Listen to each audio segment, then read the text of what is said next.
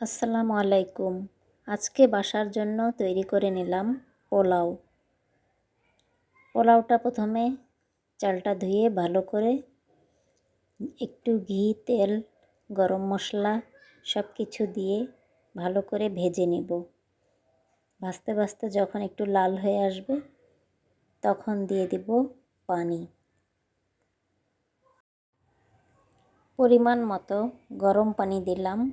1 KG pulao চালে 1.5 KG পানি লাগে। দিয়ে দিয়েছি গুঁড়ো দুধ। ভালো করে এখন নেড়ে চেড়ে ঢাকনা দিয়ে ঢেকে দেব।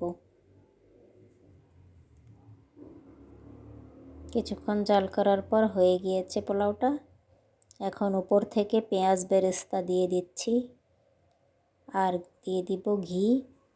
ঘিটা দিলে ফ্লেভারটা ভালো আসে পোলাও। ঘি দিয়ে একটু নেড়ে চেড়ে উল্টিয়ে পাল্টিয়ে ঝরঝরা করে নিব। পোলাওটা ঝরঝরে হয়েছে। ব্যাস এখন খাওয়ার জন্য তৈরি ঝরঝরে মজাদার পোলাও। পোলাওটা নামিয়ে রাখলাম। কড়াইতে দিয়ে দিয়েছি পেঁয়াজ।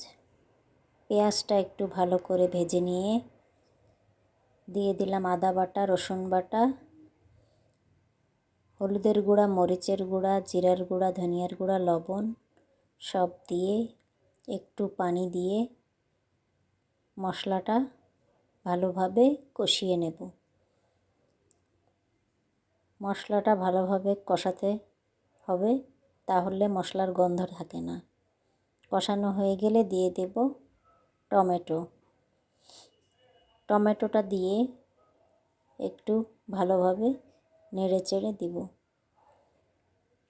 তারপর দিব ধুয়ে রাখা মুরগির মাংস। মুরগির মাংসটা ভালো করে মশলার সাথে মিশিয়ে কষিয়ে নেব। পানি দেব না, পানি একটু পরে দেব। মশলাটা যত কষাবেন মাংসের সাথে তত বেশি মজা হবে।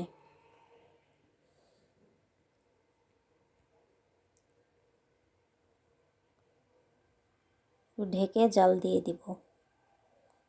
কষানো হয়ে গিয়েছে। এখন দিয়ে দিচ্ছি দুধ। ঘন দুধ দিয়েছি। দুধ দিয়ে ভালো করে জাল করে নিলেই তৈরি হয়ে যাবে মজাদার চিকেন ভুনা। গরম মশলার গুঁড়া আর পেঁয়াজের বেরেস্তা দিয়ে নামিয়ে নিলেই তৈরি হয়ে যাবে মজাদার মুরগির মাংস ভুনা। ব্যাস।